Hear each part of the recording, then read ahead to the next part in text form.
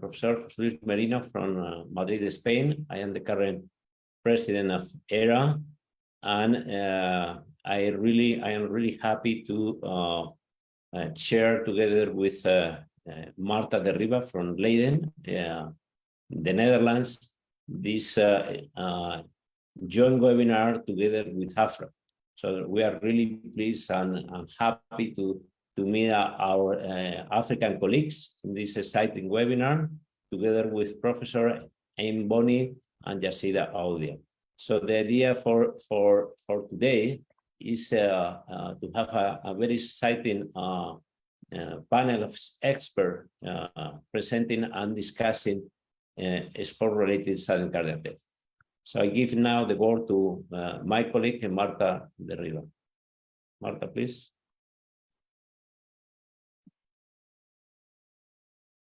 You are mute. Marta, you are mute. Yes. Good evening, everybody. I'm also very happy to be here today, and especially among these worldwide experts in sudden cardiac death, and in particular in sports-related sudden cardiac death in cardiomyopathies. And it is my pleasure to present the first speaker that unfortunately cannot be here with us, but he sent his presentation recorded. That is Professor Hein Bunchel from Antwerp in Belgium. So I think we can just continue.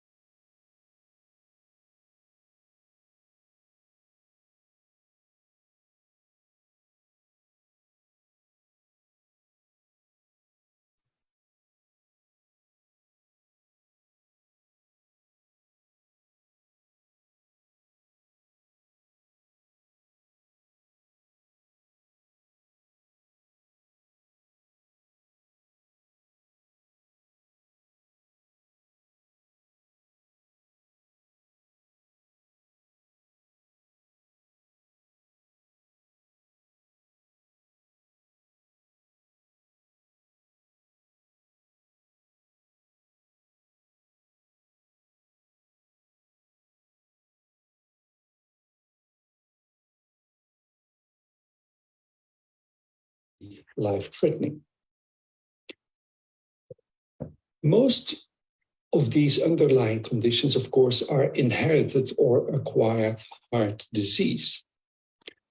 But we have seen over the last decades that research has shown that sports activity in itself may promote negative remodeling, may lead even to cardiomyopathy when you have a predisposition. For instance, when you have desmosomal mutations, where ARVC may develop because you do a lot of physical activity, or where in the context of a myocarditis, you may develop ventricular fibrosis that can be proarrhythmic. My group and myself have done a lot of research in these areas, and this concept is now well established. I even introduced the concept many years ago that sports activity by itself stresses the right ventricle in such a way that it can lead to cardiomyopathy, which we have called exercise-induced cardiomyopathy, in the absence of desmosomal mutations. And we are now all agreeing that sports and the changes in the heart related to that may predispose to arrhythmias like flutter and atrial fibrillation. I will even go one step further here by saying that, in fact, whatever changes that occurs in the athletic heart may somehow predispose to arrhythmias. Indeed, I made an editorial a few years ago where I entitled that the athlete heart is a pro-arrhythmic heart. As you can see on the right side, many of the changes that we know occurring in the heart while you do a lot of physical activity are all changes that physiopathologically we understand may increase the likelihood for developing arrhythmias. So for me, there is no strict boundary between what is abnormal, what is normal. There is rather a continuum and a large gray zone where you statistically increase your risk for developing arrhythmias. And that may even be true for simple arrhythmias like AV nodal oriented tachycardia, as we've also published. So far for the introduction. In this presentation, I want to give you some new food for thought on a few other aspects than just arrhythmias. One is on left and right ventricular function in athletes. Another is on myocardial fibrosis. And a third one is on coronary atherosclerosis based on recent new research we have presented. Reduced ejection fraction in athletes is often of concern when it is found because it leads to that conundrum. Is this an expression of an underlying cardiomyopathy, right ventricular cardiomyopathy, dilated cardiomyopathy when we see it on the left side, or is it just the extreme expression of a physiologic athlete's heart? The same is true for fibrosis. We know that many athletes have what we call hinge point fibrosis, where the right and left ventricular walls join, probably as a result of stress. That may not be negatively prognostic, but there is other sites of fibrosis, subendocardially, subepicardially, mid-wall, that may be more life-threatening and definitely are not what we consider physiologic remodeling. Now, let me zoom in a little bit on these elements based on our Pro at Heart study. It is a study we started in 2012-13. First athletes were included in 2015, where we aim to include very young, high-level athletes. Of course, we know that many will drop out, but nevertheless, we want to follow up these athletes for many years to come to really study the remodeling that occurs not only in the heart, but also in the vascular system. We have now included 281 of those athletes, and the average follow-up is now 4.9 years. And we have reported on some of those findings at the late-breaking session of the ESC Congress last year, and the paper is in the final review in a major journal. What have we reported from that cohort in that presentation and paper? That is that in 16% of the athletes, when you measure the right or left ventricular function at rest, and you define a lower end of 50% for left or 45% for right ventricle, you see that 16% of those athletes have a low left and or right ejection fraction at rest. And so the question is this expression of a normal sports heart? Is this the extreme of remodeling? Or is this somehow a finding of concern? Now, I will not give you all the findings of this study. Let me just introduce by saying that in the group with preserved ejection fraction here in the right column, we find the women that almost all in the reduced ejection fraction group are men, but otherwise the number of hours they train, the type of sports they do not distinguish these two groups.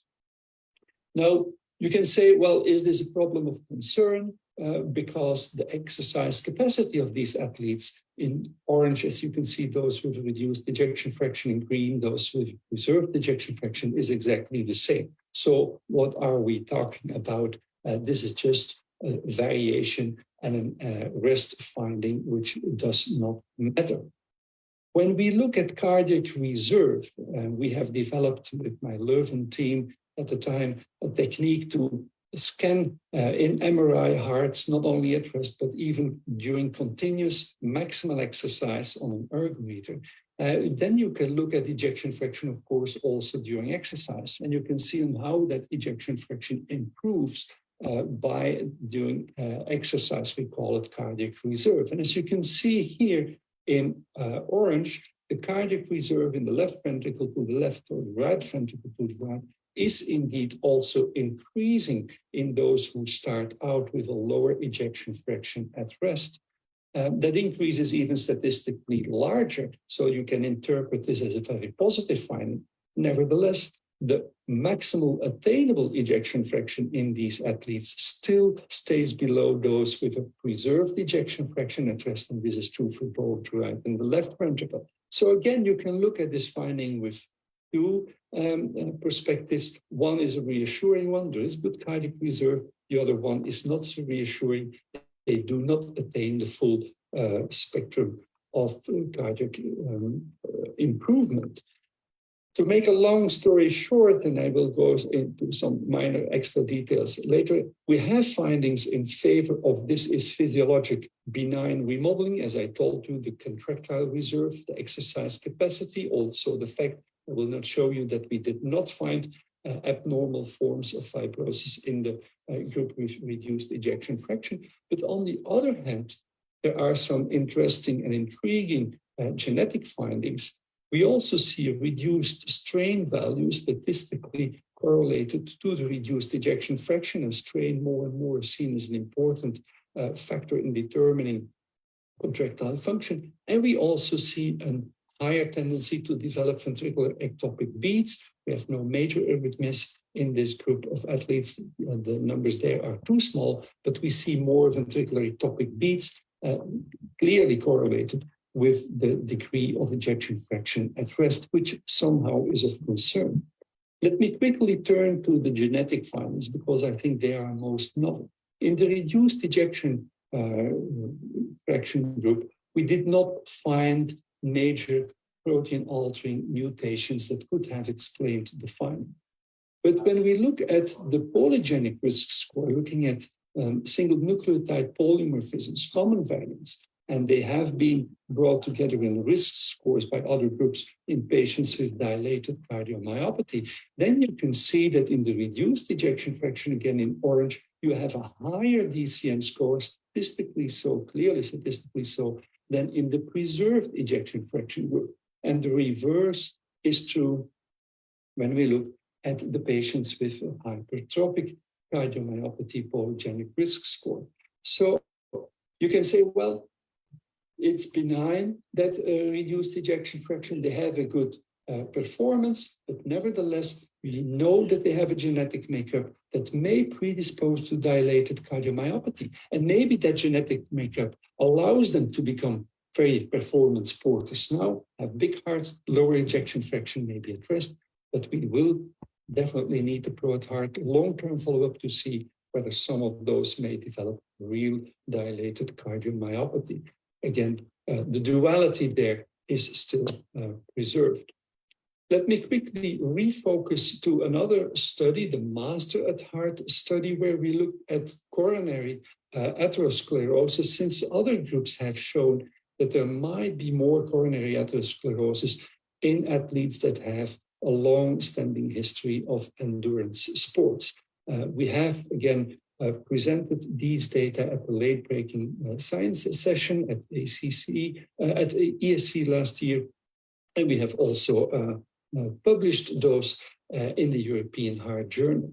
Here we did the same sort of phenotypic evaluation, but we make the distinction between three groups. Those that were lifelong athletes, had started at young age, were still continuing while they were 45 to 70 years old.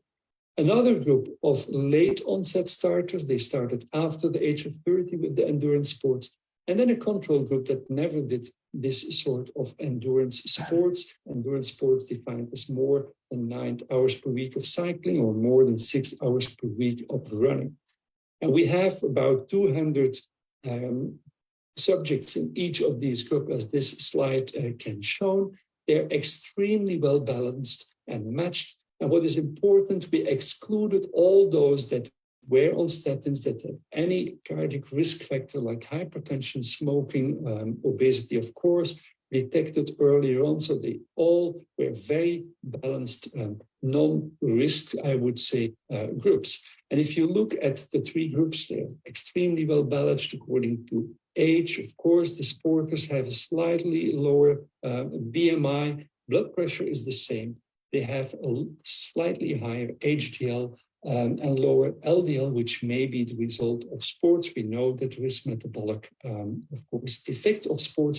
But when you look at the type of sports that was comparable, of course, the lifelong athletes have 36 years of sports and only 5 at most in the control sporters. And the VO2 max, of course, is also much better in the lifelong sporters.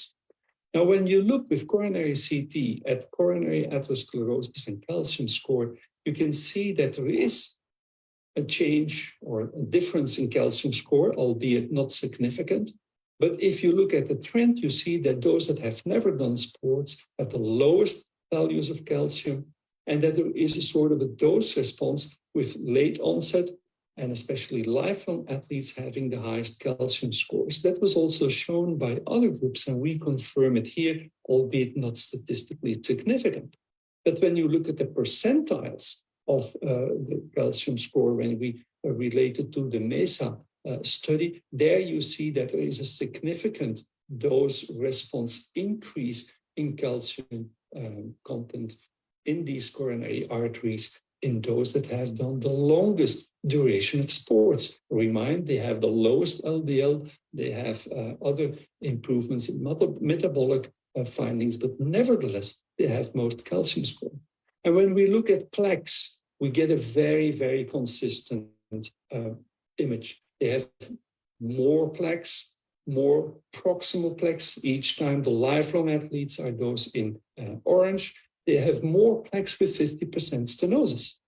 When you look at the type of plaques, it's a very consistent finding. They have more calcified plaques, always with the same sort of dose-response relationship. They have more non-calcified plaques.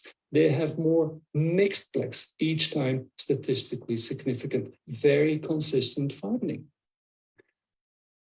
We know that many of these characteristics indicate high risk plaques. On the other hand, there's newer markers of high risk, like positive remodeling, like an attenuation index, like napkin ring sign, spotty calcium, all other risk markers for high risk or low risk if they are not present. If we look at these high risk markers, they are lower in the lifelong athletes than in the late onset and especially in the control athletes. So although we have more plaques, that we have conventional stenosis-related risks related to it, we have other newer findings that maybe these plaques are not that high risk.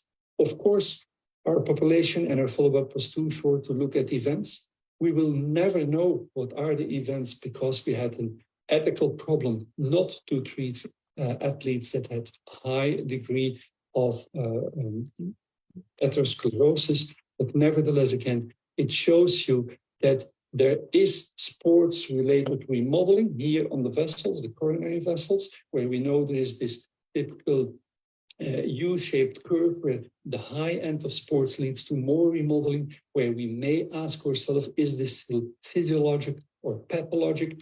Whether that translates, especially for the coronary findings, to more events, we will have to see. For other indications or findings, we know that it may be related to more arrhythmias.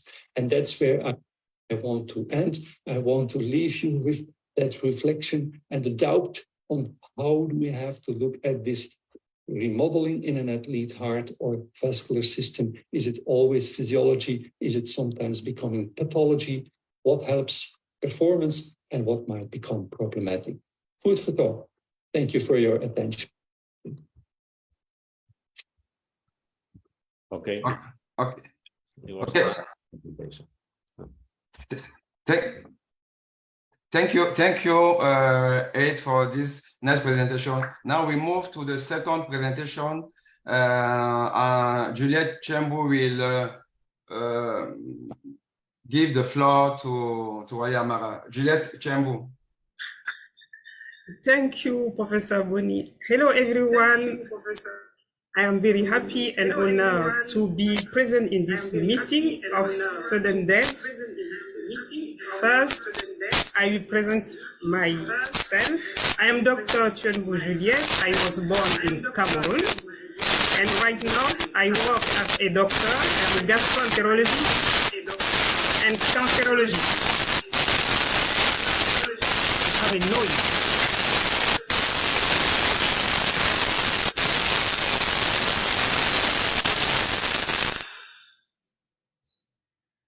And outside of my profession, I have a contribution. I am a president of Association of African Doctors in France, and we have together 3 goals.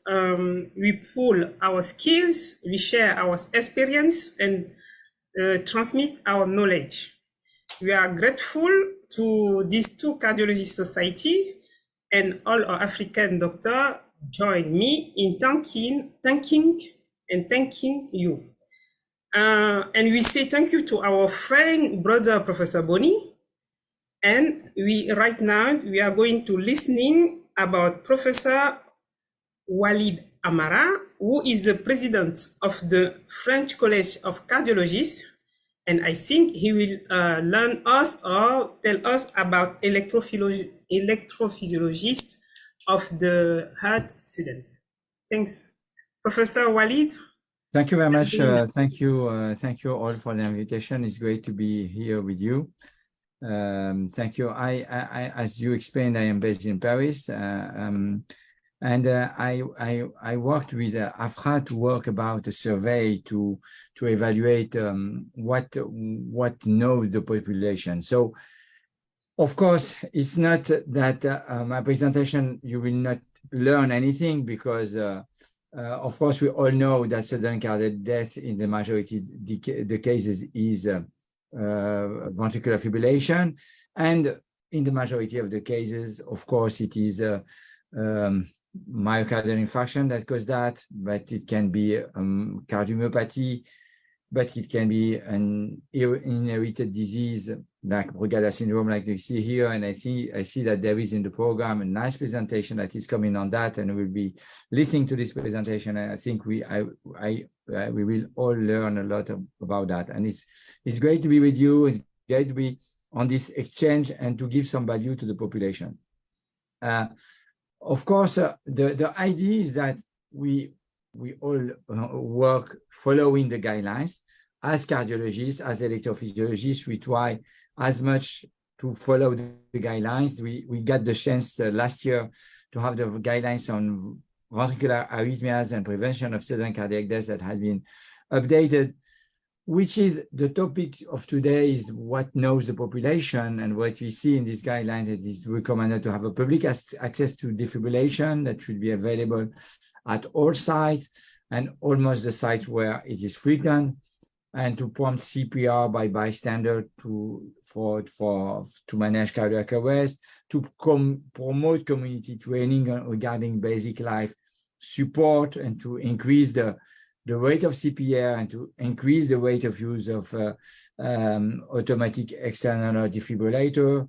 And maybe there are some other tools like phone-based alerts, like some apps, etc., like person trained, but probably for Africa, even for many European countries, even in France, there is so much to improve. But so that's why when I discussed with the team at AFRA, we said that of course there's something interesting to know what knows the population, and maybe to not do it only for Africa, but do it and maybe at the international level. We exchanged, of course, with many international societies, including in the US, to get this survey promoted. As if we do a survey on internet, anyone can participate. That was great, and that's why we were thinking of having this survey in different languages. So, so it's not. I know that the topic of today is sport as well, because it is a frequent situation that this is something that we all think about it, because of course we will have in Paris the Olympic Games next year, and I think that next year will be a good opportunity to communicate on prevention, communicate on how to avoid these very dramatic events that may occur for young people that not known to have any cardiovascular disease, but may have cardiovascular disease. So it's not about only sport, but it's about prevention of sudden cardiac death. So of course, as cardiologists, we follow the guidelines, but we know very well that even with these 2 hours meeting, even if the video will be online, even if many people will see the webinar, will listen to it, maybe we read it on the transcript, but there's too much to do and too much to do on education. So maybe that's the idea was to do a snapshot about what knows the population and then work on education, maybe for certain duration. And then maybe at the second point, do a second snapshot and to get the maximum of physician, international societies on that, and to increase the rate of response and wishing, of course, publication, presentation, etc.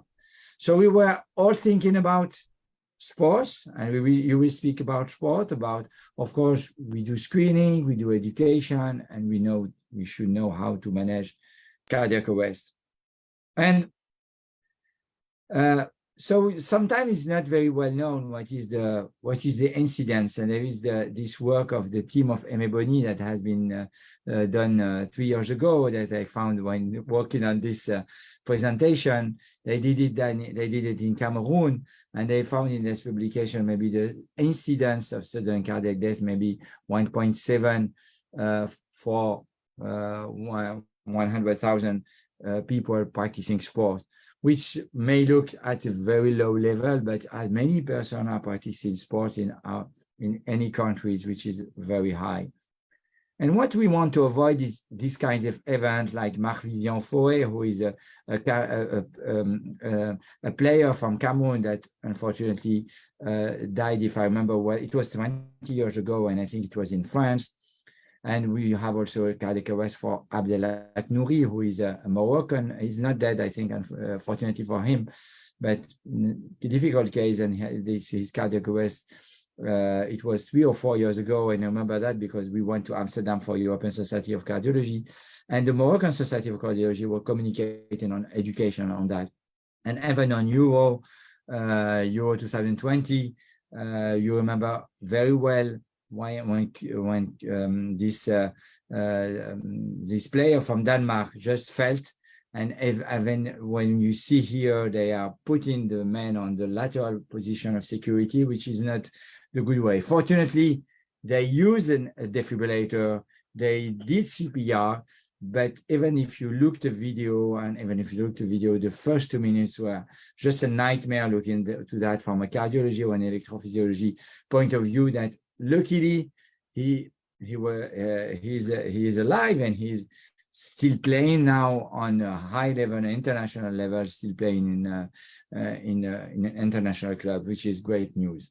But what we want to avoid is that this kind of events and to prevent sudden cardiac death. So what's the idea? The idea was to do a survey, which is something like a survey that could be transmitted via internet. We were thinking to have the survey in minimum 3 languages, one in English, of course, but one in French, and maybe one in Spanish. But why not? We can use it in other languages. And if you have any ideas and get support, we know that people will answer the survey only if they are in the local language. French people will only answer if it is in French. In Africa, it will depend if they speak French or English, and maybe some Spanish countries they will answer in Spanish. We didn't do it in Portuguese, but if you can give us support, I was thinking to do it in Chinese. To be honest with you, if you have 1 billion, more than 1.5 billion people in China, so that would be great opportunity to evaluate what know people. And to do something like very simple survey, which is an anonymous survey. These are only example of question here. The question are in 2 languages, but now we are in 3 languages. So very simple question. So something about first, of course, so the idea is to have the response in less than 5 minutes. So to get people involved, it will be simpler. Maybe we should, of course, involve associations of patients, associations from caring about sports, about education, etc. Maybe also the Olympic Games are also an opportunity. Maybe if there are any events about sports, are a good opportunity to communicate on that. So of course, we will evaluate some question about the demographic, where is the person who is entering in any country, what town, what kind of population, what is his level of study, and then to evaluate many questions about awareness, about management, what means sudden cardiac death, what means a heart attack, what are the causes, which are something like short questions. So you just have to click to get the good response how to perform do people know how to perform CPR, how to recognize, some question about how to recognize cardiac arrest, etc. The idea I gave you just here some example of question.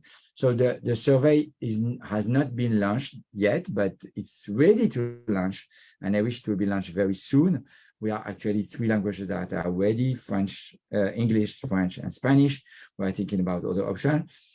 Of course, a lot of communication we need a lot of people involved to get that. And the objective is to get education, and that many international societies, here it is the British one, which really I like, the video is really great. And here on the right is it's American ones, but the two are communicating also on this Bee Gees song on Staying Alive and Following the Rhythm. And of course, the idea was to then, after the survey, to start communication involving all the international societies about communication regarding prevention and sudden cardiac death, and particularly for young people practicing sports. And I think that opportunities like Olympic Games, World Cup, or these kind of events that all the world will follow are good opportunities to get people involved. So that's only what I wanted to share with you, and to share with you the idea is to get this evaluation and to show that it's possible to get many people involved around the table, many physicians, many associations all around the world on this kind of example. And thank you very much for listening to me.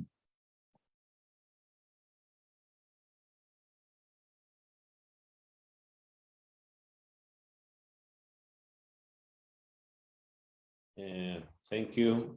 I think that Professor Boni, you are mute, so maybe. Yeah. So sorry. Okay. Thank you, Walid, for this nice project. So we move to the next presentation from AFRA member, and the next will be also for AFRA member. Then we will back to the EHRA speakers. So Ashley, you have the floor. Thanks, Amy. It's a great pleasure to be involved in this webinar. I'm Ashley Chin. I'm an electrophysiologist in Cape Town, South Africa, and it's a great pleasure for me to introduce our next speaker. Her name is Dr. Sarah Kraus. Sarah is a work colleague of mine. She's a specialist physician and graduated at the University of Cape Town, South Africa. In 2019, she completed a PhD on the EMOTEP registry, which is an African cardiomyopathy and myocarditis registry. And it's a prospective multi-center, multinational clinical registry with a DNA repository.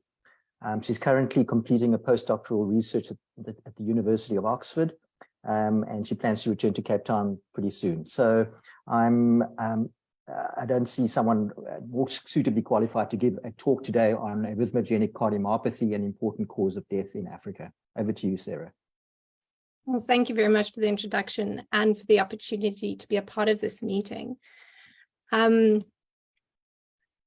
As Ashley said, I'm going to give you an overview and some insight into what we do know about arrhythmogenic cardiomyopathy in Africa from the lessons we've learned from the work we've done.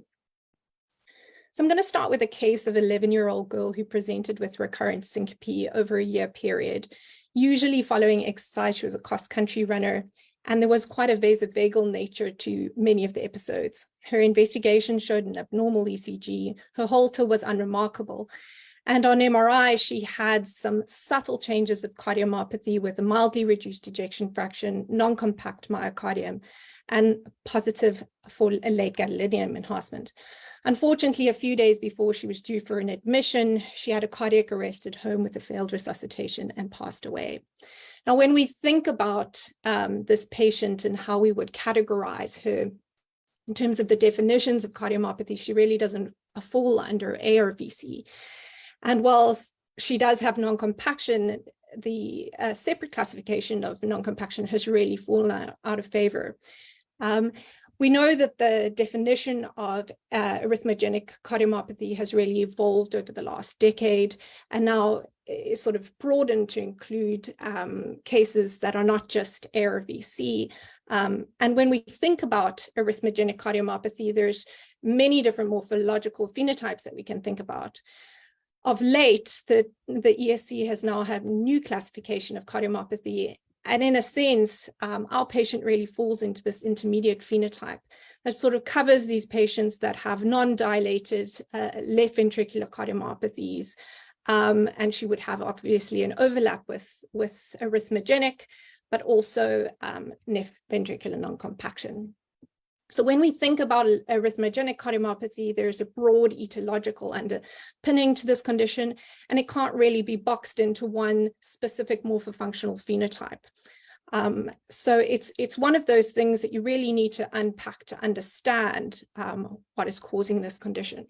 Now in Africa, we don't have a lot of evidence and data on what the clinical manifestations are and what the disease burden is specifically of arrhythmogenic cardiomyopathy, although we know that cardiomyopathy is an important cause of heart failure. And so the African Cardiomyopathy and Myocarditis Registry Program was really to help fill that gap to understand more about the manifestations of these conditions. And I just want to give you some highlights on what we've learned from the pilot phase through the study. So just a little bit of extra background so that you understand. This idea of establishing an African-based registry really started in the early 2000s, shortly after the first cases of ARVC were reported in South Africa, with the establishment of the ARVC Registry of South Africa in 2003 and a subsequent report. In 2014, we established the African Cardiomyopathy and Myocarditis Registry Program that really incorporates all the different morphofunctional phenotypes of cardiomyopathy because there is so much overlap, and to really start to investigate the genetic underpinning. And as a consequence, we incorporated the ARVC registry into this, this program. But one of the challenges was because it was a historical registry, a lot of these patients were classified according to 1994 task force criteria. And so we underwent this process of looking at all of the patients that had ever been referred to the registry before 2009 and after 2009, and then reclassifying them according to the 2010 task force criteria. To look at which patients really did have ARVC. And as you can see, we excluded a number of patients that didn't actually fill diagnostic criteria. When we look at this cohort of patients, both the included and excluded, we can see that it's a very young cohort, the mean age of 35. And it was a very well investigated cohort, despite low resources. But also of note, there was in both groups, a significant amount of survived sudden cardiac death reported, as well as ventricular tachycardias. And that's really explained by what we found in the patients that were excluded. We found that there were a number of arrhythmogenic, primary arrhythmogenic conditions that had been mislabeled as ARVC, and then also alternative types of cardiomyopathy that had presentations with VT or otherwise, and those patients were incorporated into IMATEP as well. They weren't excluded from the program. Importantly, in the patients that had possible early ARVC, none of those patients have actually subsequently come back with desmosomal gene mutations. So the second case I want to present is a case from that excluded cohort. He's a 27-year-old Black African gentleman who presented to his local hospital with a broad complex tachycardia, also had a 6-month history of progressive shortness of breath, palpitations, and body swelling, and clinically he was in heart failure with Anasaka. He fulfilled definite criteria for ARVC with classical repolarization changes, a left bond or branch block morphology, arrhythmia, and he also had structural changes that were particularly of the RV with a very dilated right atrium and some dyskinesia noted in his right ventricular wall. was a very ill gentleman, had incessant VT, and actually was admitted to hospital for a year waiting for transplant. And then we got a bit of a surprise because post-transplant, we actually realized that he didn't, in fact, have ARVC. He had isolated RV endomyocardial fibrosis, a very rare form of cardiomyopathy, but is endemic in certain areas in Africa. And therefore, it is something to just remember when you're dealing with patients that present with arrhythmic cardiomyopathies in Africa, that this might be another differential to consider. So getting back to EMOTIP, as I said, it includes all different types of cardiomyopathies. And when we looked at the index patients of adults and adolescents, you can see that about 12% of the cohort is made up of arrhythmogenic cardiomyopathy patients, bearing in mind that this doesn't represent incidence because there's recruitment bias because of the recruitment of the existing ARVC cohort. Another important thing to note was that 20% of our patients that had a diagnosis of ARVC, the probands, were endurance athletes, which was quite remarkable. When we looked at the pediatric cohort, which we have about 134 children, we've noticed, as in keeping with the rest of the world, that ARVC is particularly rare. And in the cases that it does present, it's usually pre-adolescent. Looking at this data, I wanted to look at across the board of cardiomyopathies, there are significant ventricular arrhythmias and cardiac arrests reported, although it must be said that we weren't recruiting patients from forensic pathology. So we really do appreciate that we are underestimating the degree of sudden death that's accounted for by arrhythmogenic cardiomyopathies. The third case I wanted to present to you was a 43-year-old previously well and very fit gentleman who was posted in Northwest Africa with the United Nations. And he was found dead in his room one morning. He was seated and it had been following a morning run. He had a routine post-mortem done in that country and it showed no cardiac or other abnormalities. His body was embalmed, returned back to the home country, and the family requested a second PM with a private pathologist, again finding a macroscopically normal heart, but microscopically found that he had RV fibrofatty replacement consistent with ARVC, and the diagnosis was made. We did attempt to extract DNA. Unfortunately, due to the embalming, it was fragmented and unsuitable for next generation sequencing. And I just bring up this case to highlight some of the challenges that we have in Africa when looking at causes of sudden death. There's limited access to comprehensive post-mortem examination, limited expertise, and sometimes limited access to histological services, limited resources in terms of our ability to fund forensic pathology services, or out-of-pocket people's financial capacity to pay for out-of-pocket post-mortems. The other important factor is that we don't have genetic autopsy available in any parts of Africa that I'm aware of. And specimen collection and storage challenges are also a problem, particularly as illustrated in this case.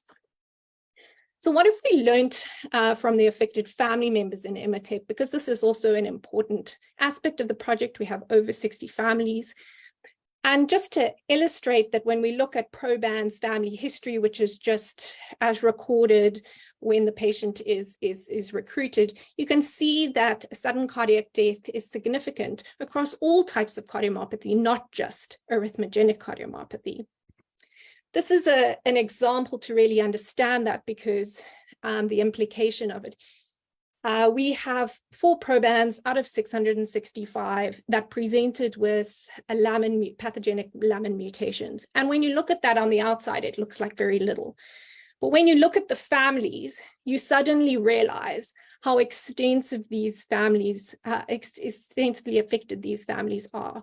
In this particular group of patients, there are over 30 affected families, with more than 9 incidences of sudden cardiac death and over 9 transplants, which are not readily available in many countries. So those would equate to deaths.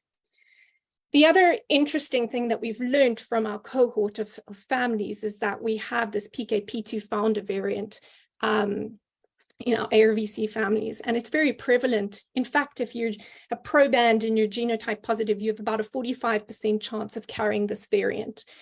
And we have 11 unrelated families in the cohort thus far. What's interesting about studying founder families is that you have an ability to look at different phenotypes with the same variant.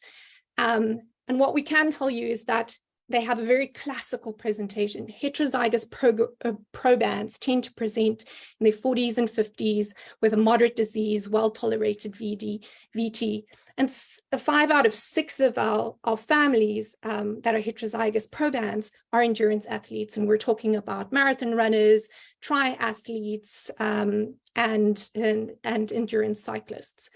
And in all the other heterozygous carriers of which we have that are non-athletes, most of them are asymptomatic well into their 60s with very mild phenotypes if they have any cardiac signs at all.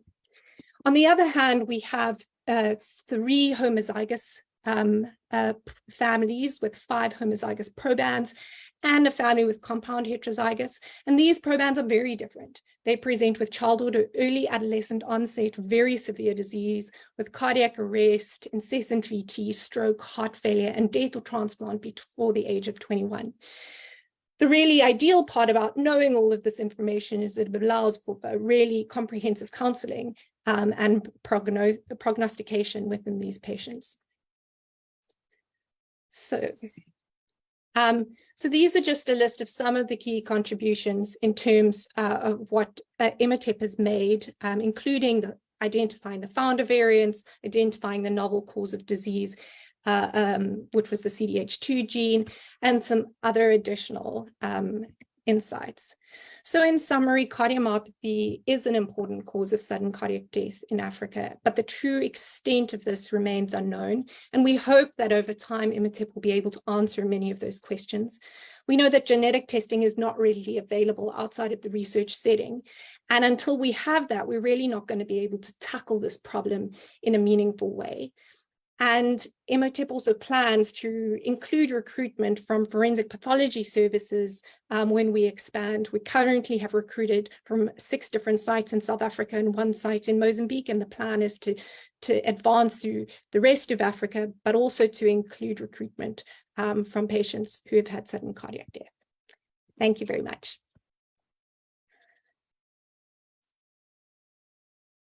Thank you very much, Sarah, for this nice presentation. Donc, chers amis, vous êtes en ligne, ceux qui parlent le français. Donc, là, on venait de nous présenter un très beau travail d'Afrique du Sud, un travail sur la cardiomyopathie arythmogène, antérieurement appelée la dysplasie arythmogène du ventricule droit, mais qui aujourd'hui a une autre appellation, cardiomyopathie rythmique, parce que ça n'inclut pas que le ventricule droit, mais aussi le ventricule gauche. Voilà, et donc l'Afrique du Sud est en avant-garde dans l'étude de cette maladie en Afrique, une maladie qui cause beaucoup de morts subites cardiaques, et notamment chez les sportifs. Donc, voilà, on va continuer avec la prochaine présentation. Thank you. Now, the next presentation will be given by Dr. Mariam Jaber from Tunisia in Sfax. So Mariam Jaber will speak about inherited cardiac arrhythmia in Africa, the state of the art. Mariam Jaber, tu as la parole en français ou en anglais, comme tu veux. Bon, bonsoir à tous. Donc, je préfère en français. Je suis désolée, donc j'ai préparé, donc j'ai les plaques en anglais, mais je vais présenter plutôt en français. D'accord. Mariam Jaber will speak in English. We will have the short summary. We will speak in French. I will have a short summary in English. Go ahead, Mariam. Vous voyez très bien mon écran, c'est ça, hein? Oui, on voit. Parfait. Donc, je vous remercie infiniment, professeur Boni, pour cette invitation. Je suis vraiment ravie d'être parmi vous ce soir. Donc, ce soir, on parle en fait d'un sujet qui est vraiment fort intéressant pour nous. Donc, moi, je vais vous parler plutôt des troubles du rythme héréditaire, donc les troubles du rythme héréditaire en Afrique. Donc, j'ai essayé de faire un petit survol de la littérature sur le sujet. Et donc, comme introduction, comme vous le savez tous, en fait, les troubles du rythme héréditaire, c'est un groupe de troubles ou de désordres électriques plutôt primaires qui prédisposent les sujets jeunes à une mort subite, donc des sujets jeunes sans cardiopathie sous-jacente évidente. Donc, vous savez que c'est plutôt un trouble ou un désordre génétique qui va causer des mutations des gènes pour les gènes qui codent pour les canaux ioniques. Alors, qu'en est-il de l'épidémiologie? Donc, si on regarde dans les autres continents, donc notamment l'Amérique du Nord ou l'Europe, on voit que l'incidence de morts subites est de l'ordre de 50 à 100 cas pour 100 000 habitants et que, par contre, l'incidence des troubles du rythme héréditaire ou le pourcentage des troubles de rythme héréditaire dans cette mort subite reste quand même compliqué à dégager. Pourquoi? Parce qu'en fait, la majorité, il y a beaucoup de troubles du rythme ventriculaire graves, type TV ou fibrillation ventriculaire, qui sont secondaires à une cardiopathie structurelle sous-jacente, notamment la maladie coronaire. Alors, si on regarde en Amérique, par exemple, le pourcentage de troubles du rythme héréditaire ou de morts subites causées par les troubles du rythme héréditaire reste inférieur à 5%. Par contre, si on regarde des registres japonais, il est de l'ordre de 10% au Japon. Donc, les troubles du rythme héréditaire sont plus fréquents au Japon. Si on regarde par contre la proportion des patients implantés de défibrillateurs qui ont un trouble du rythme héréditaire, elle est de l'ordre de 20%, qui reste quand même un pourcentage assez important. Alors maintenant, qu'en est-il en Afrique? Qu'en est-il de l'incidence de morts subites en Afrique? Donc, j'ai essayé de voir, en fait, il n'y a pas beaucoup de choses dans la littérature. Alors, il y a ce très beau papier de professeur Boni, donc sur une étude en fait qui s'est déroulée au Cameroun, sur 2 centres, en fait, sur 1 an, donc où ils ont regardé les décès et ils ont dégagé en fait un pourcentage ou une incidence de mort subite cardiaque de l'ordre de 32 pour 100 000 habitants, donc qui reste en fait proche de ce qui est publié dans la littérature. Une autre étude, cette fois-ci une étude tunisienne sur la mort subite où ils ont regardé, c'était une étude rétrospective descriptive, où ils ont regardé sur des autopsies en fait les patients, les causes de mort subite chez ces patients. Par contre, dans cette série tunisienne, l'incidence de mort subite cardiaque reste très inférieure à celle publiée dans la littérature. Elle est seulement de l'ordre de 9 pour 100 000 habitants. Pourquoi ce chiffre-là? Parce que je pense qu'il y a beaucoup de morts subites qui n'arrivent pas à l'hôpital, en fait, et pour lesquels il n'y a pas eu de vraie autopsie. Alors maintenant, donc, on va parler, comme on l'a dit, des troubles du rythme héréditaire. Quels troubles du rythme héréditaire? Donc, comme vous le savez, donc c'est un groupe de troubles, c'est un groupe de pathologies qui inclut le syndrome de Brugada, le syndrome de QT lent, le syndrome de QT court, la TV catécholergique polymorphe, le syndrome de repolarisation précoce et la fibrillation ventriculaire idiopathique. Alors, dans cette série, dans ce registre coréen, en fait, les 3 troubles du rythme héréditaire les plus fréquents restent la fibrillation ventriculaire idiopathique, le syndrome de Brugada et le syndrome de QT lent. Alors, qu'en est-il de l'approche diagnostique de ces pathologies? Vous voyez que pour ces pathologies, ça repose essentiellement sur l'électrocardiogramme. Et donc, pour le syndrome de QT lent congénital, on le définit que ce soit par un QT corrigé supérieur ou égal à 480 millisecondes ou bien un score de risque qui est supérieur à 3. Le syndrome de Brugada, c'est ce sus-décalage en DOM supérieur ou égal à 2 mm dans une ou 2 dérivations, V1 et V2. La TV catécholergique, c'est cette TV induite à l'effort, une TV bidirectionnelle induite à l'effort. Le syndrome de QT court, c'est un QT corrigé qui est inférieur à 340 millisecondes ou bien inférieur à 360 millisecondes avec une preuve génétique. Donc, vous voyez que ça repose essentiellement sur l'électrocardiogramme, mais des fois, on a besoin d'autres outils pour avoir le diagnostic, notamment l'exploration électrophysiologique, les tests de provocations comme le test à l'âge maligne dans le syndrome de Brugada. Et puis, vous voyez l'intérêt majeur des tests génétiques dans le diagnostic de ces troubles du rythme héréditaire. Alors, pas que dans le diagnostic, évidemment, donc ça rapporte. Donc, ça a un rôle important dans le diagnostic, mais aussi le pronostic, donc la stratification du risque et le dépistage des cas dans la famille. Alors, je vais commencer par le syndrome de Cutelan. Donc, le syndrome de Cutelan avec une incidence de 1 pour 2500 naissances. Vous voyez que dans la littérature, il y a plusieurs registres. Donc, c'est des registres coréens, australiens, des registres européens, mais il n'y a pas du tout de registre africain. Qu'est-ce qu'il y a dans la littérature? Il y a le premier cas qui a été publié d'un syndrome de Cutelan congénital. En Afrique, c'était un cas d'Afrique du Sud qui a été publié en 1992. Et puis, j'ai retrouvé cette étude pareille en Afrique du Sud qui a été publiée en 2013, où ils ont essayé de regarder le screening génétique des syndromes de Cutelan, et en fait, ils ont conclu un profil qui est assez similaire de ce qui a été publié dans la littérature.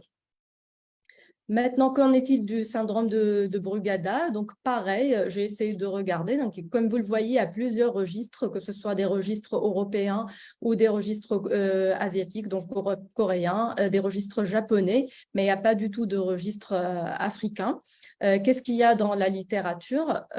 Donc, j'ai essayé de voir cette méta-analyse sur le syndrome de Brugada, où ils mettent que en fait, la prévalence du syndrome de Brugada est de l'ordre de 0,5 pour 1000 habitants dans le monde. Elle est plus élevée au sud, en Asie du Sud, de l'ordre de 3,7 pour 1000 habitants.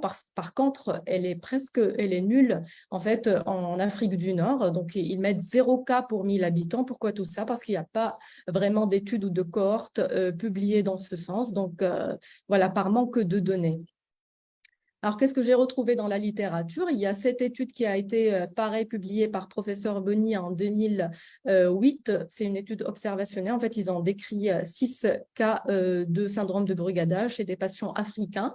Et puis après, une étude tunisienne, multicentrique, qui a en fait inclus 24 patients. Et c'était, pareil, une étude descriptive du profil des patients ayant un syndrome de Brugada en Tunisie. Ils ont conclu, pareil, un profil qui est similaire à ce qu'il a été publié dans la littérature.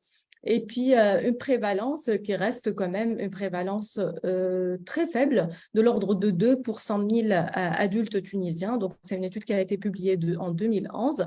Et pareil, pourquoi tout ça? Parce que ça reste une pathologie qui est sous-diagnostiquée, en fait.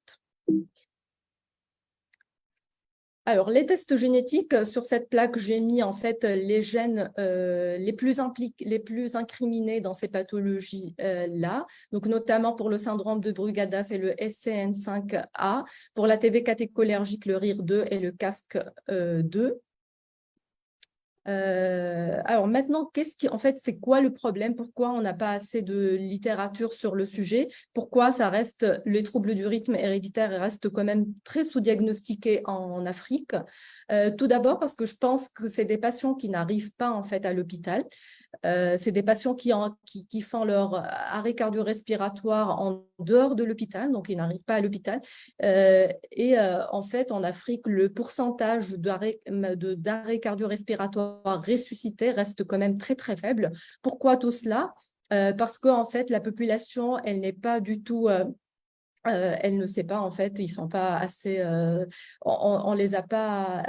Il n'y a pas un programme éducationnel sur le massage, par exemple, cardio-respiratoire dans la population générale. Donc, la majorité ne sait pas faire un massage ou une réanimation cardio-respiratoire parce qu'on a un manque de moyens. Donc, en fait, on n'a pas de défibrillateur dans les lieux publics et on manque de moyens parce que des fois, on n'arrive même pas à avoir le SMUR pour qu'il se déplace, mais aussi parce qu'on manque de médicaments. Et des fois, on retrouve des ambulances, mais il manque des drogues comme les catécholamines, par exemple. Autre chose, donc si le patient il arrive à l'hôpital, donc on manque de moyens de diagnostic, Parce que comme vous le voyez dans cette étude publiée par professeur Boni sur les troubles du rythme en Afrique, vous voyez très bien qu'on manque de moyens de diagnostic dans le centre, avec un pourcentage, par exemple, si on regarde l'Afrique, l'ouest de l'Afrique, donc c'est 25%, 8% des centres en fait étudiés ont une salle d'électrophysiologie cardiaque. Donc voilà, il n'y a pas assez de moyens. Si on parle de tests génétiques, en fait, il y a vraiment quelques centres, si je donne l'exemple de la Tunisie, qui font les tests génétiques et ça reste dans le cadre de la recherche, ça reste très coûteux et on n'a pas vraiment accès à faire ces tests de routine, en fait. Si on regarde le traitement de ces troubles du rythme héréditaire, je vous donne l'exemple, par exemple, du nadolol, le nadolol qui a prouvé son efficacité dans le syndrome de QT lent congénital, donc son efficacité par rapport aux autres bêta-bloquants. Nous, par exemple, en Tunisie, on ne dispose pas de nadolol. Si on regarde le défibrillateur, comme vous le voyez pareil dans cette étude, il y a pas beaucoup de centres qui implantent les défibrillateurs en Afrique. Donc, si on voit le centre, par exemple, l'Afrique centrale, c'est 14% des centres qui implantent un défibrillateur. Donc, ça reste très peu, en fait.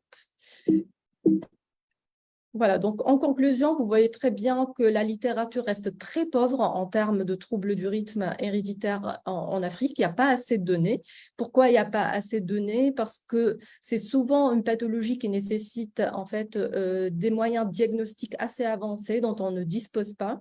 Et de l'autre côté, parce que en fait, il n'y a pas vraiment de registre, il n'y a pas il n'y a pas de cohorte, il n'y a pas d'études, assez d'études publiées dans la littérature. Voilà. Je vous remercie pour votre attention.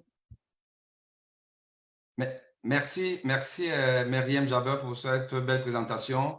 Donc, I think that just to sum up, we will say that we have the cardiac arrhythmia profile,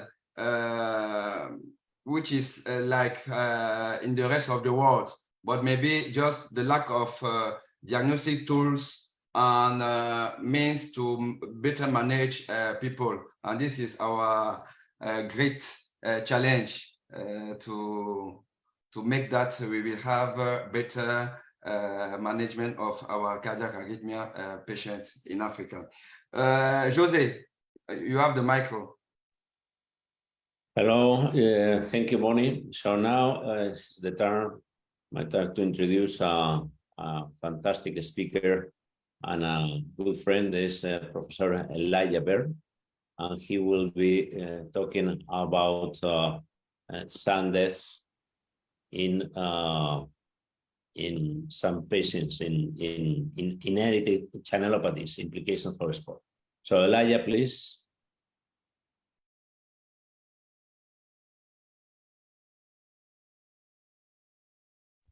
Make sure I mute myself first of all. Thank you very much, Jose, for the very kind introduction. It's a real delight to be able to present today to the AFHRA and ERA. I'm going to speak about the implications for sports cardiology of inherited channelopathies. And I just want to put one statement up at the beginning here. This is originally raised in the ACC-AHA guidelines, but then repeated in subsequent European guidelines, that any patient with suspected or diagnosed cardiac channelopathy requires expert and comprehensive evaluation by a specialist. So not an average cardiologist can really deal with these patients adequately. And the reason being that the interpretation of the ECG and then management of these conditions is quite challenging because the manifestations of the athlete's heart often overlap with those of pathology, as I'm going to show you in a moment. So if we look at long QT syndrome, the diagnosis of long QT syndrome is driven predominantly by how long your QTC is. And if you have some symptoms, then you can afford to have a lower QTC. But how does that perform in athletes? Well, we did an original study quite a while ago now at St. George's, where we looked at the athletic population with the cardiac risk in the young group run by Sanjay Sharma.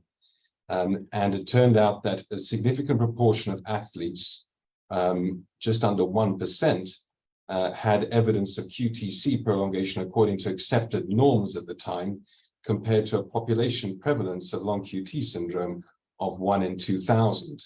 And that's clearly not compatible with disease. And it only became apparent that the athletes who had QTCs well over 500, so severe QTC prolongation, exhibited any other features of the syndrome.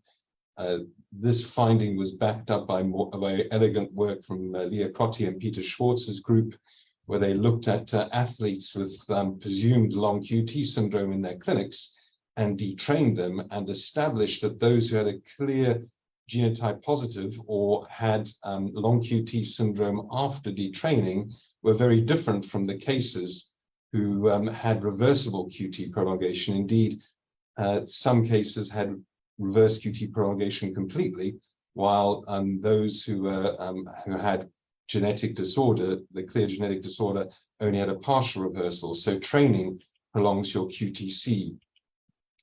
Now, if we look at the risk factors related to long QT syndrome, exercise is clearly an issue, but predominantly for the subtype of LQT1, and less so for LQT2 and LQT3.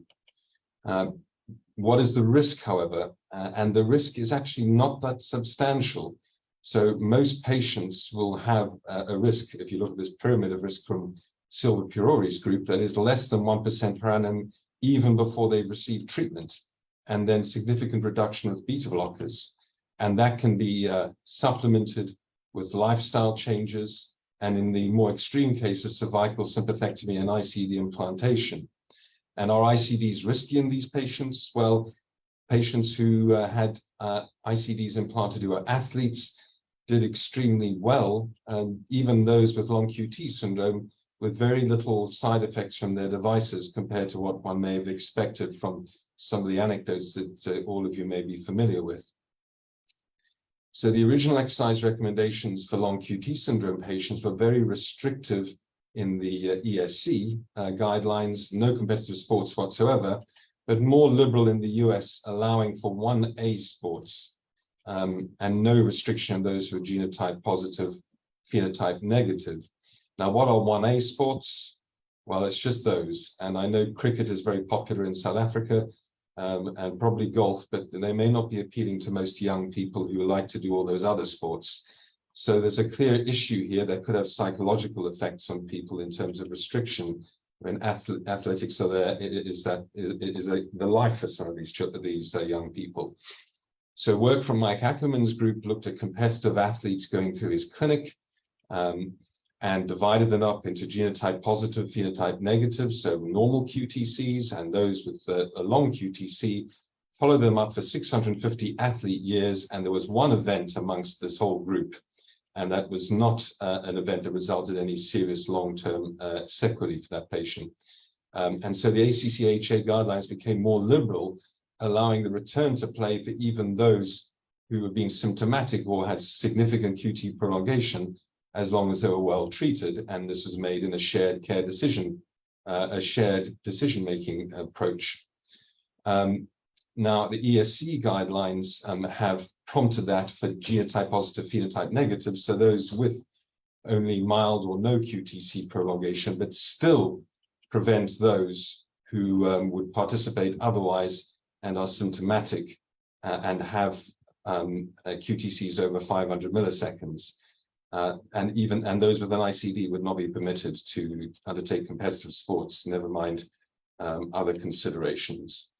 So this further data from Mike Ackerman's group with a very comprehensive return to play protocol. Most centers can't manage this protocol, but they applied this to around 500 athletes who were given return to play recommendation with a wide range of sports, not just the class 1A ones at the bottom left, golf and cricket, etc., but including quite dynamic sports.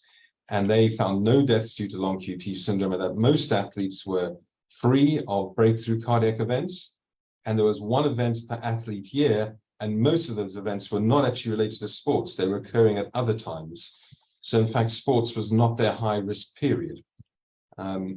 So in terms of long QT syndrome precautions, We can avoid QT prolonging drugs. We should avoid electrolyte derangement, have appropriate emergency plans and beta blocker treatment. But clearly there is a schism between the US and Europe about how to manage these patients. I'll move on to Brugada now. You already had a very nice description from my previous colleague. And suffice to say that we know that Brugada syndrome is an ECG diagnosis that may be sometimes challenging to diagnose. That may be because of variable types of ECG patterns that may allude to the condition but are not diagnostic and can often be seen in the population. So the type 1 pattern here is diagnostic, but this can be seen in the general population as potentially a normal finding.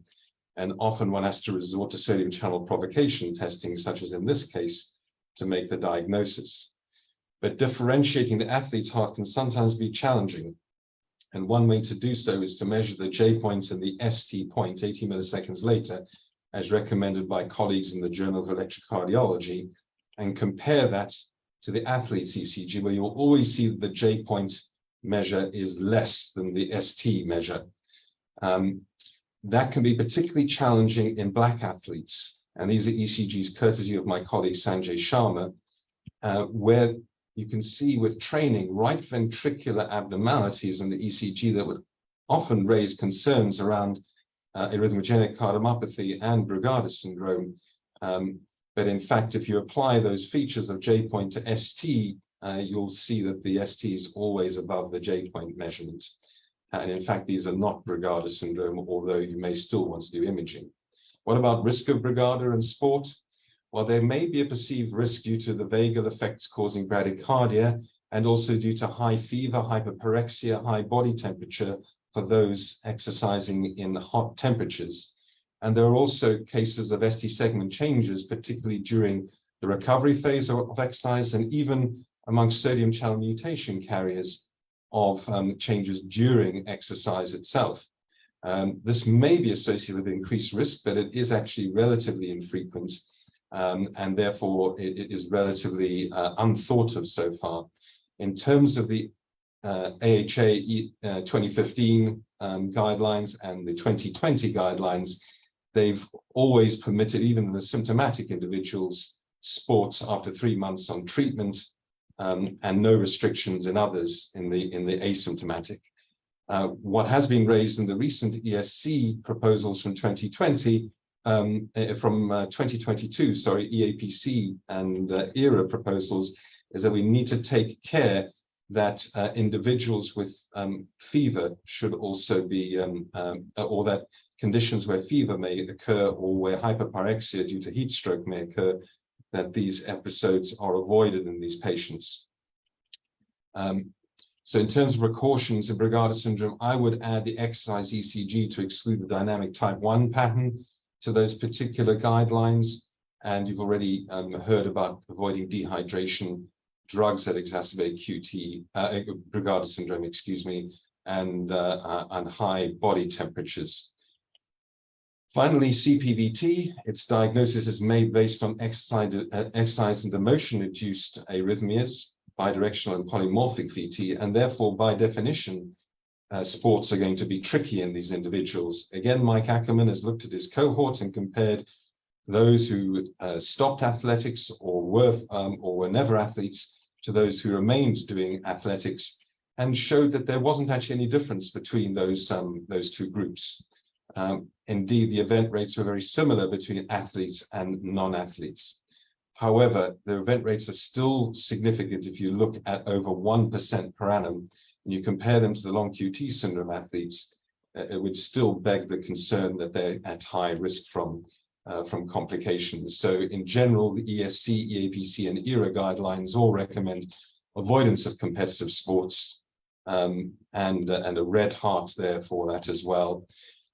Those who are genotype positive but phenotype negative, so gene carriers without overt phenotype, could be considered for moderate and low intensity sports, and a beta blocker may be considered, and those on good treatment may also be considered after appropriate counseling. So avoid dehydration in these patients as well, because electrolyte disturbance can also be an issue, and establish an emergency plan as per all the others and beta blocker treatment is pretty mandatory. Flecainide can be added in as required. So in terms of summary from this point of view, long QT, there's no restriction for individuals with limited or no QT prolongation, although they must take precautions of medication or hypokalemia, but there's a major divide about being more liberal for those with symptoms or longer QT intervals. Optical medical therapy is vital. In Brugada, there's limited restriction, but take care with exercise and high body temperature in those who may be prone to risk, and of course, medications. And in terms of CPVT, no competitive sport, leisure time activities and some degree of competitive sport may be considered in the much milder, unaffected individuals on optimal treatment. Thank you very much for your attention. Thank you very much, Laia, for a fantastic presentation. And after Professor Lagerberg, I would like to introduce Professor Jacob Del Hansen from Copenhagen in Denmark. And he will be talking about the European perspective on sudden cardiac death. Thank you, Jacob. And please, I give you the turn. Thank you, Martha. It's a pleasure to be here with you. I would like to extend my gratitude to the two societies. I think this has been a wonderful session, and I'm afraid my French is quite limited, so I will stay in English. So I will talk about, and I will just add here, can you see my laser? I will talk on sudden death in Europe, and then go across some studies that we did in our country on different age categories, population, diseases, and implication for risk stratification. I'm an electrophysiologist from Copenhagen, and I'm also professor of forensic cardiology, same place. So first, I would like to say, so initially, we actually hear from our patients a sudden death in the family, more or less, is what we hear. And how do we define that? So it's the sudden, natural, unexpected death of unknown cause. And as you alluded to in many of these talks, autopsy is rarely performed, maybe also cardiac arrests.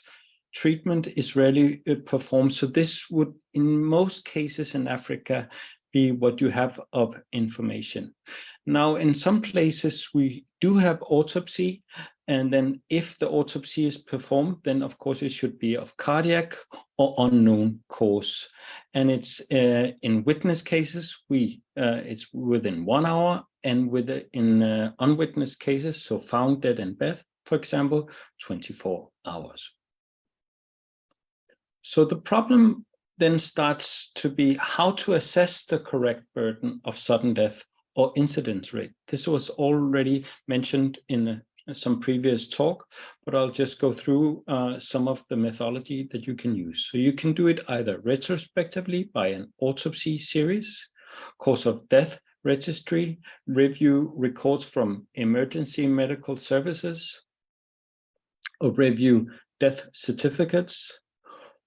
Or you could do it prospectively, like a multidisciplinary approach, like the Paris Sudden Death Expertise Center, or population-based cohorts, like in the US or in Copenhagen. We also have a Copenhagen City Heart Study.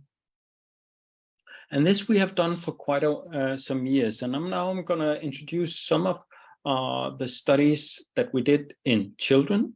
And here what we did is retrospectively using all available information.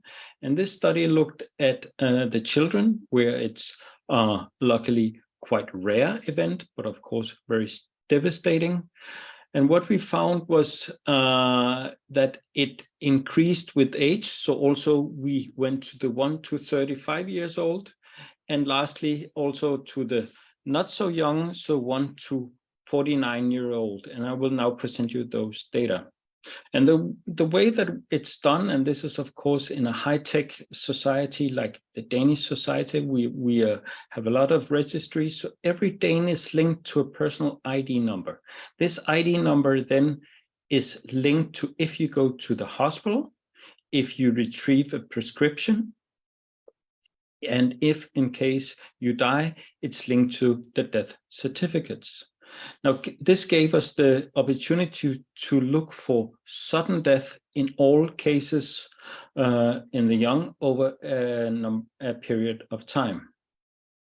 And what you see here is the death certificates where a lot of circumstances are written, and especially in the young. And this is an example handwritten, so you can see it's an older one, now it's digital. But what you see here is causa ignota. So that means it's unknown after autopsy. And then what we could, then I'll take you through how we did this. So all Danes died over 7 years. At the age of 1 to 35 and 1 to 49 in a 3 period of time a couple of years ago. And then in Denmark, it's a rather small country. We are 5.6 million. And then death certificates were reviewed independently by 2 physicians, and sudden death cases were recorded and then discussed if there was discrepant. And then we use all other information, as I alluded to in the last slide, to see what it was previous history of disease as well as medication. And then autopsy reports, and this, of course, if the autopsy is performed. And luckily in Denmark, we have and had a high autopsy rate in the young. Maybe not as good as in the UK, but pretty high for your international standards. And what you can see here is over 7 years, we had a little less than 7,000 young individuals died in Denmark. And out of these, 10% was sudden unexpected death. Then we went through all the autopsy it performed and all other files, and what we found was 7% were sudden cardiac death, and mainly so 70% had an autopsy performed, but also 30% had no autopsy performed. And if you look at what age it occurs, it mainly occurs in the above 20 years old. But even with the children, and these are just crude numbers, what you can see is that we found that above 20 years, it really increases. And at that time, we found that 2.8 per 100,000 person years, so that's what we term the incidence rate, was sudden cardiac death. And we have since found that this is lower now, so it's declining with time. And what we see here in this study, and this is a great study by my colleague Bo Winkel, is that there's 2 males for each female. And this is what we see in Europe, and also what you see here from Australia. Here you see the numbers varies from 1 per 100,000 person years to 2.8. This also includes numbers from the Netherlands and from the UK. And what happens after 35? Then the numbers really starts to pick up, and I would think that this would also be the case in Africa. But what you can see here now, we have incidence rate per 100,000 person years, and it increases steeply to almost 40 per 100,000 person years. And this is the 48 years to 49 years. What happens to the whole population? Then we have good old data from the 90s in Maastricht area. So now we are in the Netherlands. So, and they estimated that around 18.5 of all deaths were sudden cardiac arrests. We have done a similar, more contemporary study from 2010.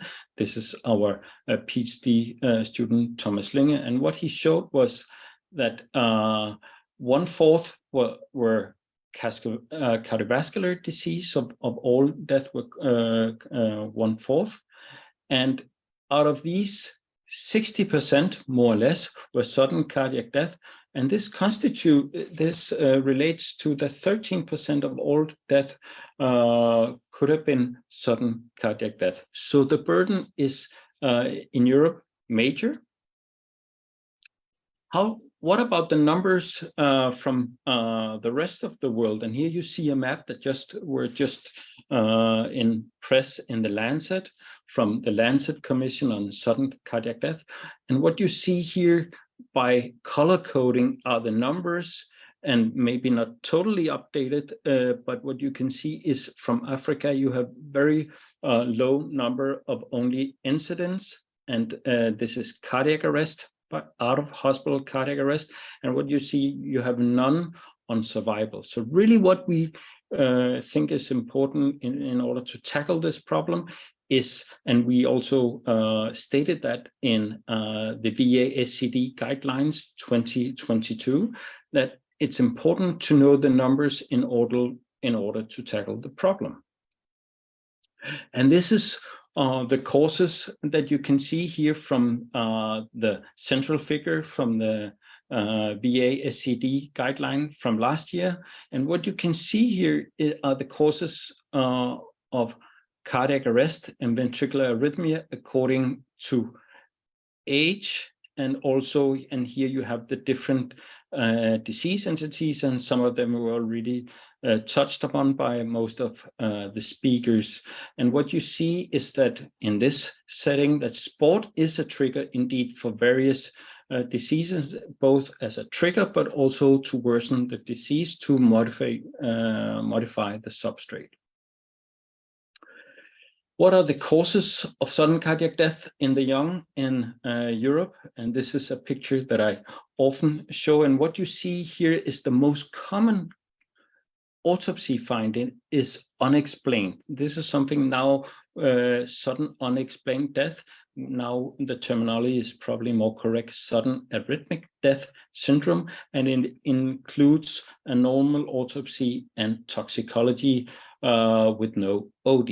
And number 2 is ischemic heart disease. And bear in mind, this is 1 to 35. So already here it's the second leading cause. And then you can see other causes. And indeed, 70% of all these disease cause of death may be heritable.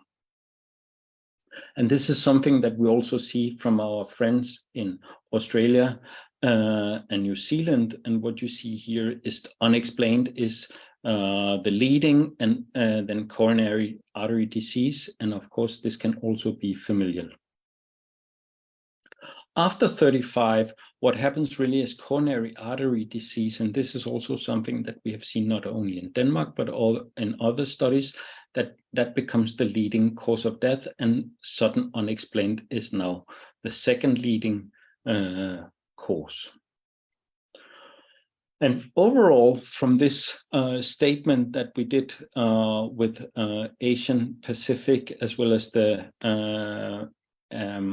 American Heart Rhythm and ERA document, what you can see here is that we estimate that 70% of all sudden cardiac death under 70 are potential inherited. And here you see the cause of death according to age.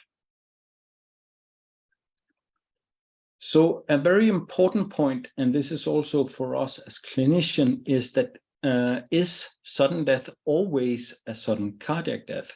Now we have good data from the US where they had a prospective studies on all ages, and what they found quite interestingly is only in this study that 60% were sudden cardiac death. Now we see it a bit higher, and I think this mainly has to do, this was done near San Francisco, is that occult overdose is really a major player in this area. But I know that, for example, in New Zealand, Melbourne, they also have similar, and occult meaning that it was not suspected.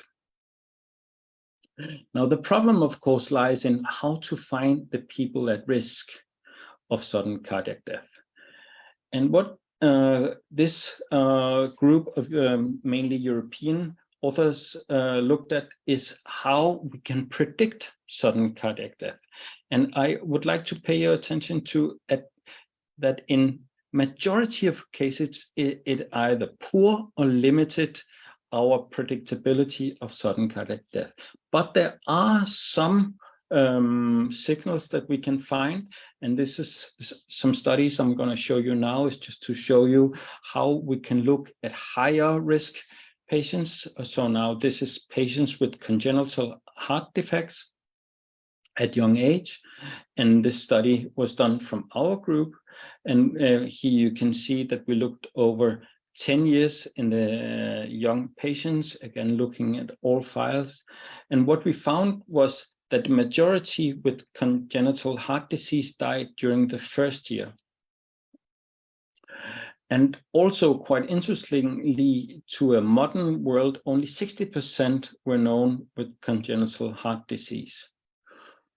Also, quite interestingly, and something that fills up some of our inherited clinics, is now the patients with epilepsy. And here we have looked into what is the risk if you have epilepsy of dying sudden unexpectedly with a blank autopsy. And they have a 16-fold increase of sudden unexpected in epilepsy compared to general population. And in patients, which is a large patient group in the young, also is psychiatric patients. And here we found that they have a 4-fold increase of sudden cardiac death. And also patients with diabetes, both type 1 and type 2, we recently published in European Heart Journal that they have a 7-fold increase risk of sudden cardiac death. So there are people that we can look at, and for also just a very common thing as febrile seizures, also 2-fold increased. But other population at risk are patients either with drugs that are prescribed and illicit drugs. And here in 2 studies, we have looked at either prescribed medication or post-mortem toxicology. And what we found that in these cases, there were more proarrhythmic drugs and more polypharmacy, indicating that this may indeed be part of the whole increasing the risk for these patients. As we heard, patients with long QT and Brugada have higher risk when they get certain drugs. And indeed, it's important to try to find a risk prediction model for general population. And I just found this is the best example that I can come up with. This is a couple of years old now from the ERIC studies. And what they found was really a model to predict sudden cardiac death in the general population.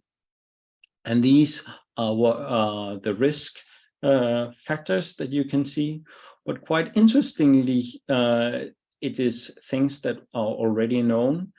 And what you can see is that it predicts pretty well. So C statistic of 0.8 is pretty good. So really indicating that this model shows that it can predict sudden cardiac death. But what is the problem? It equally predicts death from other causes. So this is the problem that we are facing right now, is that we don't have good risk prediction in the general population and in other populations for sudden cardiac death. And the way that I see each individual and the risk for sudden cardiac death, it's a multiple hit model. There are many things that plays in to why this patient at this moment has a cardiac arrest, and if not resuscitated, suffers from a sudden cardiac death. So my take-home messages are sudden death and sudden cardiac death accounts for around 5 to 20% of all death in Europe. Bear in mind that 25 to 40% of sudden death are non-cardiac sudden death. There's a need for deep phenotyping of all sudden cardiac death cases, and this is why I think it's good to hear that you will start to have to work with the forensic. This is something that we find very helpful in cardiology here in Copenhagen. And there's a need for a specific age and comorbidity risk model for sudden cardiac death. with a picture of our hospital, Forensic Institute, and the university, I'd like to thank you.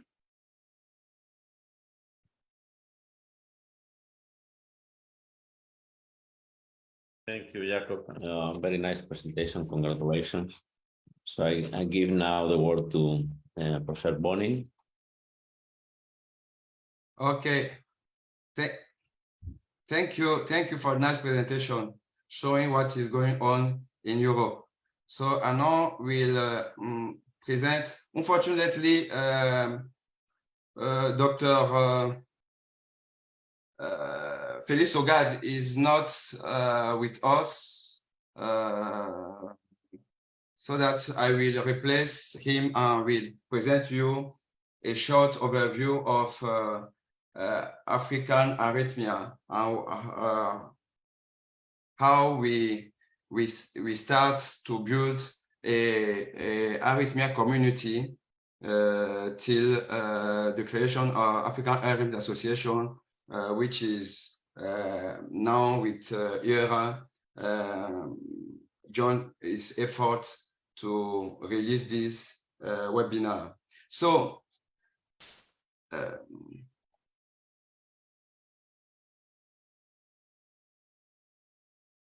this is my presentation. As we know, Africa cardiovascular disease, including arrhythmia, are a major health problem in low and middle income countries. We have a lot of diseases, a lot of patients, but we lack diagnostic tools and diagnostic tools, and also means to better manage patients, as Dr. Myriam Jaber already told us. That's why in 2011, I suggested to create a task force on sudden cardiac death. We had our first meeting in Kampala in Uganda. In that meeting, as we know, many people went in this meeting. Unfortunately, most of them have now other interests. So the problem of arrhythmia in Africa is the problem of resources and also willingness to create a very strong network. And these pictures for me was demonstrates how we have to tackle our weaknesses to become a very strong organization and the continent where people will be treated very well. This is the Lancet Commission at the USA in Amsterdam. As you can see, the parts regarding the sudden cardiac death epidemiology and management in low and middle income countries was presented by our friends from India. And among all presentation, I number at least 5 slides regarding African data. And this African data was derived from the hard work of our colleague in African Arrhythmia Association. But unfortunately, in this panel that you see in the right bottom, the top picture, in this panel, no African leader was represented. In this Lancet Commission, who will we aim to tackle sudden cardiac deaths around the world. Why this situation happened? Why Africa is not represented? Although we have we have leader who can do it. It's just the fact that we do in Africa be more united. we do more united to work together and to work fast. Because in this picture, you see in the left that the Lancet Commission used to have meetings to discuss and to create the strong team for achieve their goal. But in Africa also, we think about, in 2011 in Kampala, we had meetings to decide how Africa will have strong data, will have strong advertisement for our politicians to give us means to do better research for better management of our patients. But from this picture, now we don't have any of these young active members in the board. That is what we have to discuss in Africa, that in the next future, we will have, as in this bottom picture, in the left and the right, we have USA gold medalist 2023. And this medalist is not just European researcher, because Professor Bertrand Pitt is American. So Africa have to move toward the good behavior to have such picture as I will show you here.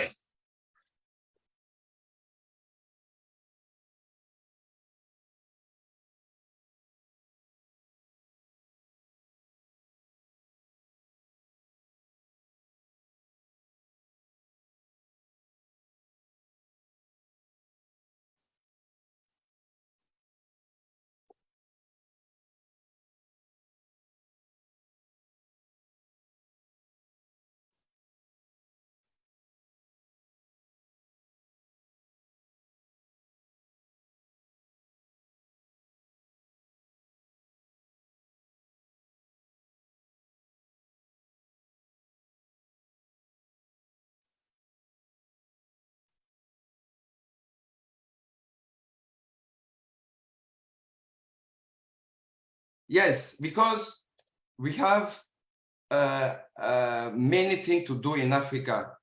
We are a big continent with many physicians, many researchers, but very few data. Data in Africa have to be increased. And to increase data, you have to have a young leader, very passionate, very enthusiastic, who want to work. That's why I want to acknowledge this young lady who work very hard and accept to present this nice case,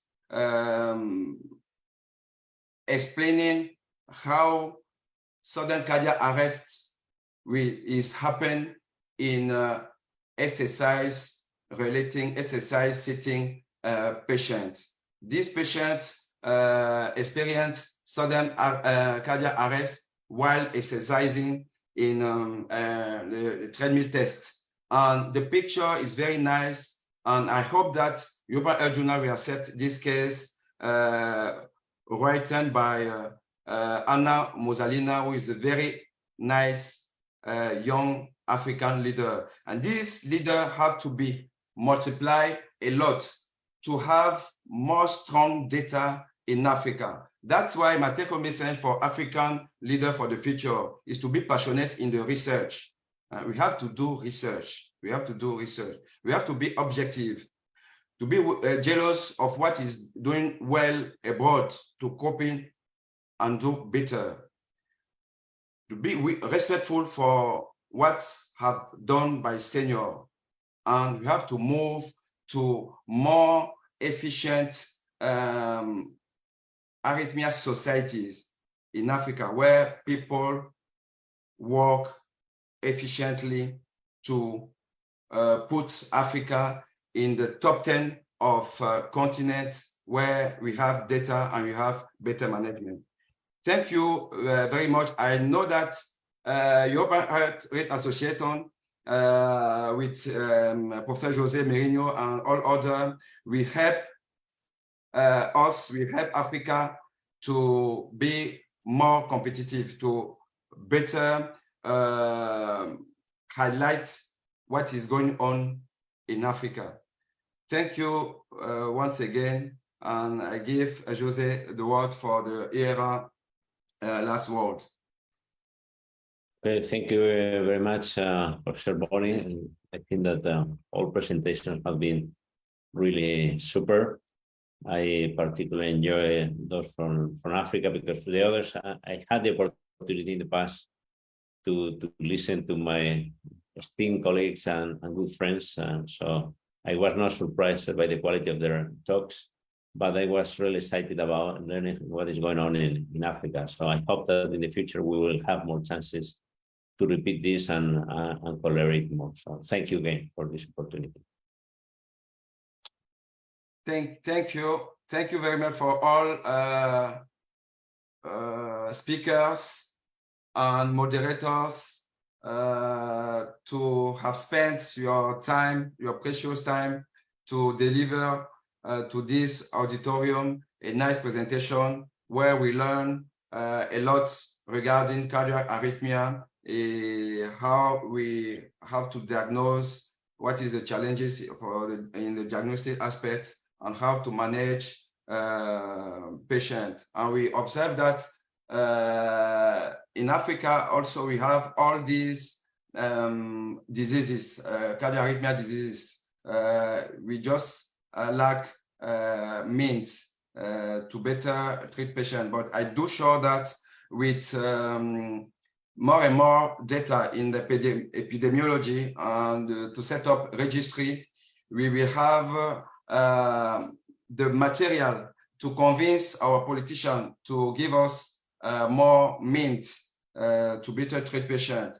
We will set up a relationship, fellowship, training with our partner from abroad, overseas, but also inside the Africa. We will continue to build a sort cooperation that in every single African country we will be able to place pacemaker, to ablate, flutter, in the next future, more complex arrhythmia. Thank you very much, European partner, and thank you, our AFRA member, to have spent this time to deliver knowledge. Thank you.